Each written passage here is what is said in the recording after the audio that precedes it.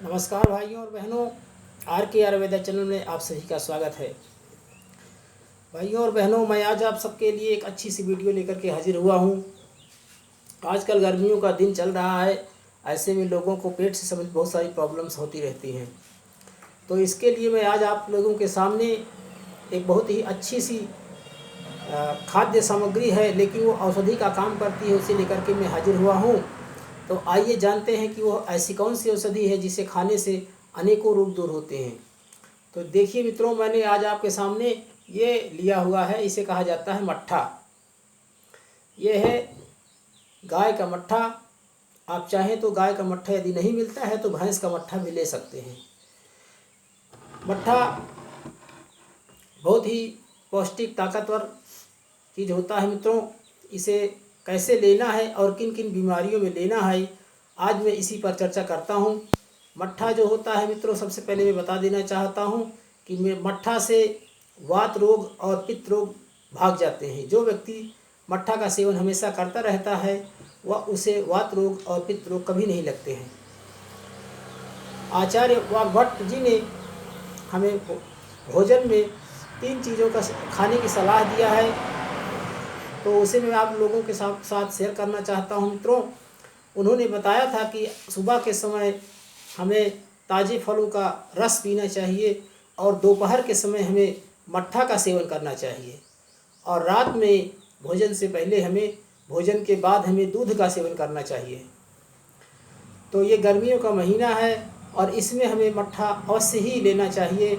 मट्ठा बनने की प्रक्रिया जो होती है उसे तो गांव के लोग अच्छी तरह से जानते ही हैं, लेकिन यदि कोई भाई बहन नहीं जानते हैं तो बता देना चाहता हूँ। मट्ठा दूध से बनाया जाता है। दूध को पहले गर्म किया जाता है। गर्म करने के बाद में किसी दूसरे बर्तन में रख दिया जाता है और उसमें थोड़ा से जामुन डाल दिया जाता है।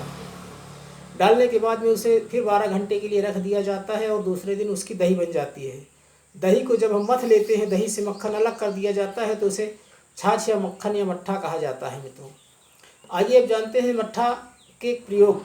मट्ठा के ऐसे कौन कौन से प्रयोग होते हैं जिससे अनेकों बीमारियां दूर की जा सकती हैं। तो आइए मैं सबसे पहले आपको क्रम वाइज बताता चलता हूँ। नाग केसर के दाने 5 ग्राम लेकर के आपको 1 पाव मट्ठा के साथ में सुबह और केवल सुबह भोजन के पहले इसे आधे घंटे 1 घंटे पहले लेना है। और अब देखेंगे कि आपकी जो धातु है वह 5 दिन में 1 दिन में ही बंद हो जाएगी मित्रों। लेकिन आपको इस मट्ठा को 5 दिन सेवन करना है नाग केसर के पिसे हुए दाने के साथ ही।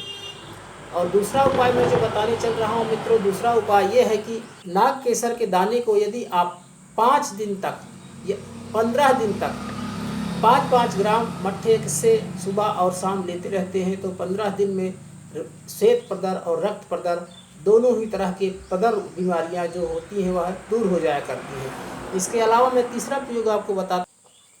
इसके अलावा मित्रों जल जमनी यानी कि छिरैटा के बीजों को ले आकर के उसे कूट पीस लेना है, और कूट पीस करके उसे हमें 1 पाव मट्ठा में मिला करके उसके बीजों का जो चूर्ण है उसे 20 ग्राम लेना है, और उसे सिर्फ आपको 3 बार पिलाना है, सुबह दोपहर और शाम। 3 बार पिलाने से आप देखेंगे कि एक ही दिन में श्वेत प्रदर और रक्त प्रदर जैसी बीमारियाँ दूर भाग जाती हैं। लेकिन इसे आपको 1 हफ्ते तक करना है।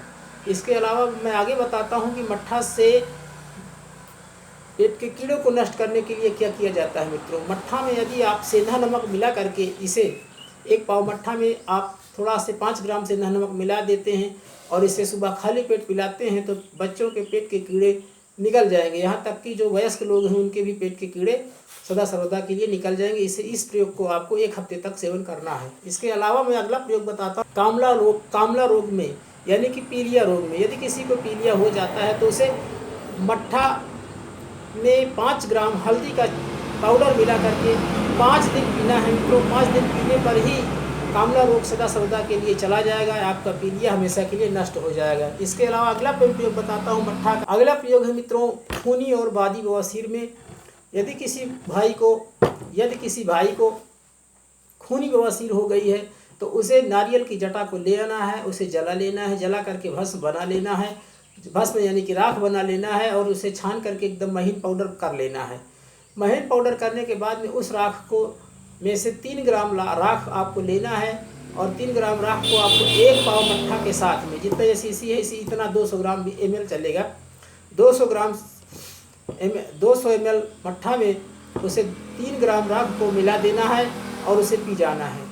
ऐसे सुबह, दोपहर और शाम 3 टाइम इसे पीना है। 3 टाइम पीने से ही मात्र 1 दिन में ही खूनी बवासीर का अंत हो जाता है। और जिस भाई को बादी बवासीर है, बादी बवासीर में उसे 7 दिन तक इसका सेवन करना होता है। 7 दिन के सेवन से ही बादी बवासीर का सदा सर्वदा के लिए अंत हो जाता है। तो मित्रों, इसके अलावा मैं एक और प्रयोग आपको मट्ठा का प्रयोग बता रहा हूँ।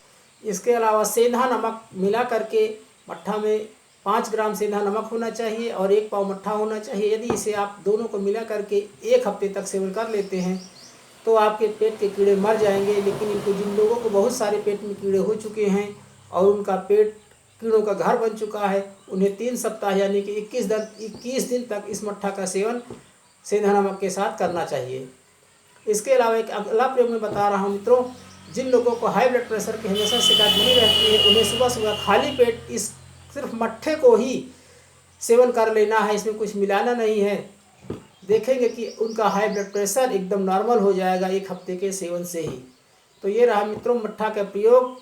और आप लोगों को मैं बता दे रहा हूँ, यदि किसी भाई को कोई भी बीमारी नहीं है तो भी इस गर्मी के मौसम में यदि मट्ठे का सेवन बराबर हमेशा लगातार रोज़ करते रहते हैं तो उन्हें किसी भी प्रकार की गर्मी वाली बीमारी नहीं लगने पाएगी। क्योंकि मट्ठा की तासीर ठंडी होती है और दूध की तासीर गर्म होती है, लेकिन जब मट्ठा बन जाता है तो उसका तासीर ठंडी हो जाती है और पेट को हमेशा ठंडा रखता है और अच्छा पाचन क्रिया होती रहती है, जिसकी वजह से उससे किसी भी प्रकार की पेट से संबंधित बीमारियाँ होने नहीं पाती हैं। तो चलिए मित्रों, चलता हूँ। इस जानकारी को अधिक से अधिक लोगों तक शेयर कीजिए मित्रों। यदि मेरा वीडियो आपको पसंद आया है तो इसे लाइक करें और मेरे चैनल को सब्सक्राइब करें। मैं अच्छी से अच्छी इसी प्रकार के अनेक वीडियो आपके लिए अच्छे से अच्छे लाता रहूँगा।